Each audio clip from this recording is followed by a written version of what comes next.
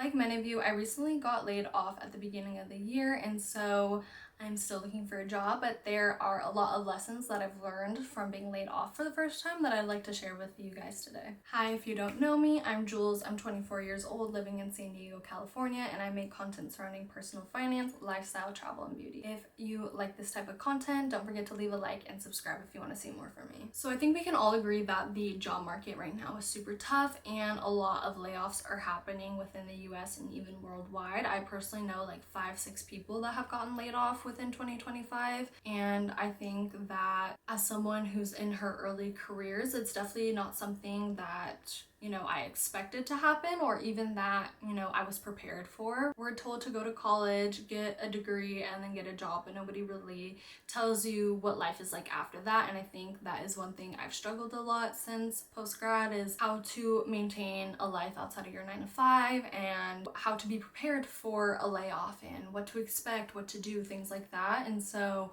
I have gathered about 5 different lessons I've learned by being laid off in my 20s that I think could help someone either in a similar situation or help them prepare for that if that's something that they think might happen in the future. So number 1 is, I've always been a person who's been pretty big into personal finance, at least for the past few years. And so one of the most critical things that luckily I was able to do before I got laid off is have an adequate emergency fund.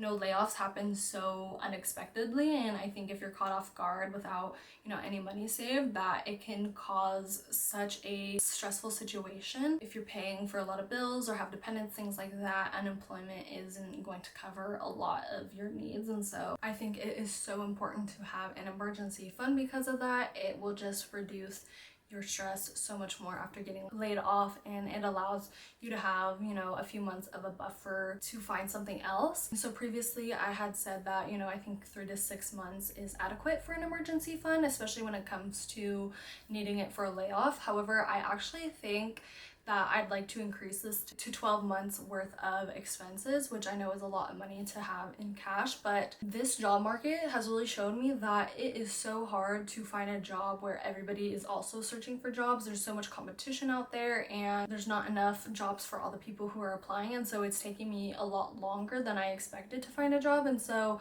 luckily I live at home currently at the moment, so I don't have to pay rent, and my overall bills are pretty low. But if I were to be paying rent, I would be stressing so much more, because my money for my emergency fund would have ran out by now because of how long it's taken me to get a job. So I even think 6 months is too little, at least for me. I'm also a very risk adverse person. I'd rather have more than less. And so I think this job market has really shown that it could take a long time in order to find a new role, especially someone who doesn't have as much experience in the workforce. And so getting laid off has taught me that I want to increase my emergency fund to have at least 12 months worth of expenses in there. My next lesson is, I realized I'm still over consuming and spending money on things I don't need. When I first moved out to LA, when I graduated college, I cut back on discretionary spending because I also had a lot less money when I was paying rent and things like that. But even now, having a smaller budget has shown me that there's still more that I can cut back on and live the same life I've been living. So currently my monthly income is like $1,600, because that's how much I'm getting from unemployment. And it's really shown me that I can cut down to $1,600 a month.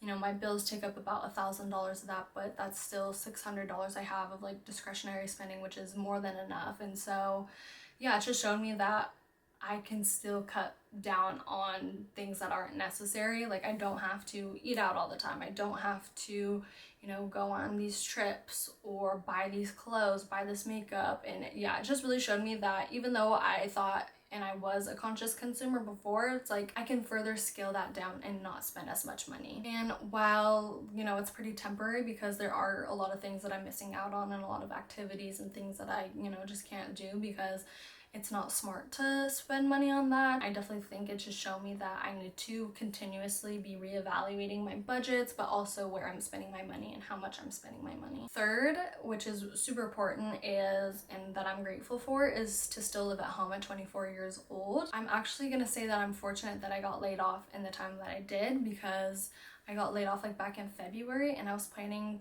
to move to LA in May for the role. The role I had previously was remote, but it was moving into hybrid work, and so I'm living in San Diego with my parents, but I was gonna move up to LA, which is where the role was, in order to go into the office a few times a week. And so I'm actually extremely grateful that the cards fell when they did, because if I had moved and then I got laid off, it would have just been a whole ordeal and would have been super stressful. But on top of that, I do want to say that I'm super grateful to still live at home as a young adult, because I would be 100% way more stressed if I had moved out and had, rent to pay, which is super expensive now, and there's a cost of living crisis, things like that. But yeah, I just want to say that there is no shame in living at home. More and more young adults are living at home because of the cost of living crisis, and if you have parents that don't charge you rent and that you get along with, I think that is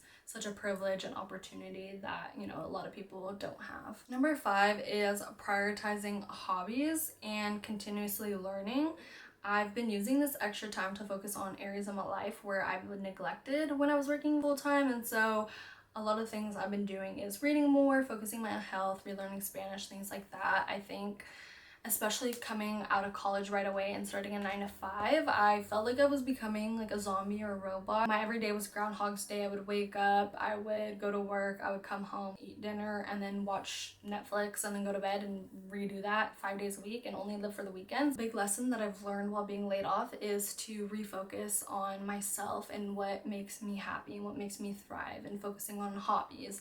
And I think that's so important, because I lost track of all of that when I had a 9 to 5. And so one thing that I'm super glad and grateful for, and a lesson that I've learned, is to refocus on having hobbies outside of work and having a life outside of work. We get so into work, and especially in American culture, there's a big hustle culture, and I think that it's important to remember that you can like things outside of work and you can focus on yourself and have hobbies. And so a big hobby that I've recently got back into, that I absolutely love and adore and spend a lot of my time now on, is reading. I've been in my reading era recently, and I think between February and now I've probably read like 20-25 books, and so it's really helped also spark a lot of creativity, a lot of inspiration and motivation from the types of books I'm reading. And so yeah, I found that this is such a great hobby that I'm expanding my worldview, my perspective, and that I'm taking positively into other aspects of my life. Another aspect is focusing a lot on my health. I think I definitely neglected my health a lot when I was working full time, and I was going to the gym less, walking a lot less. In a corporate office, you don't really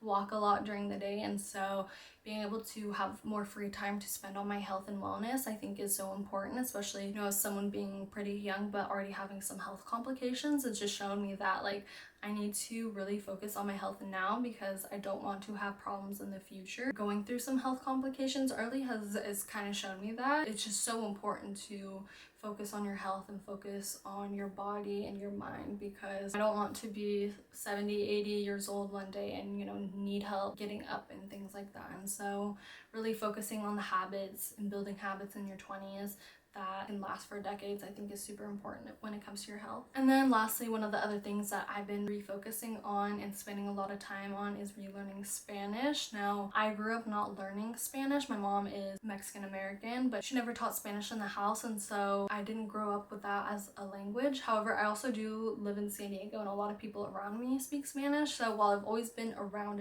and heard the language, I never really participated in it myself, especially because I was also shy and embarrassed.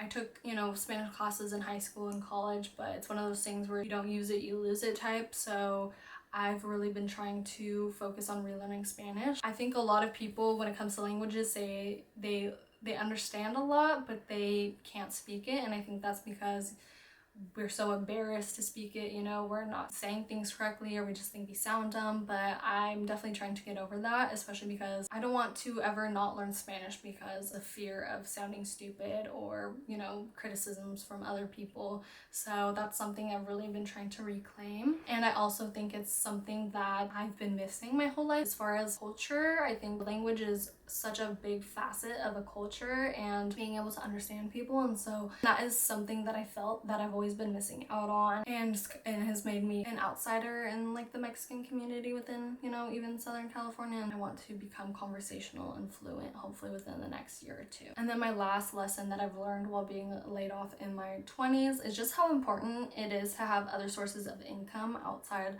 of a full-time 9-to-5. This is something I'm still working on, that I'm trying to create through social media, is to have some sort of outside income. Being laid off has just really showed me that my source of livelihood could get taken at any moment, and so I don't want to be caught off guard or not have any other source of income for a duration of time. And so I think even if it's like a part-time side hustle, I think it's really important to have some sort of other stream of income that I can rely on, whether social media or consulting, you know, doing DoorDash or Grubhub, things like that. There's so many side hustles that people can do. And so it's really shown me that I can't rely fully on my 9-to-5 for my sole source of income, and I need to expand that to at least something else that would maybe not be as much as my full-time job, but would at least provide some sort of supplemental income that way. In the future, let's say if I have another 9-to-5 and I'm 35 years old and have 2 kids, I don't have the stress as much because, one, I have an emergency fund, but 2, I have just some sort of other income that I can rely on while, you know, I find a new job. I think that is a lesson that I've learned that I'm trying to, you know, create now. Those are my 6 lessons that I've learned while being laid off in my early 20s. If you're watching this and you've recently been laid off, I'm here with you. It's, you know, we're going through it together. It's such a tough time right now, especially in the job market. If you have any other lessons that you've learned, if you've ever been laid off or currently laid off that you've realized, let me know in the comments. If you enjoyed this video, don't forget to leave a like and subscribe if you want to see more content from me. Thank you. Bye.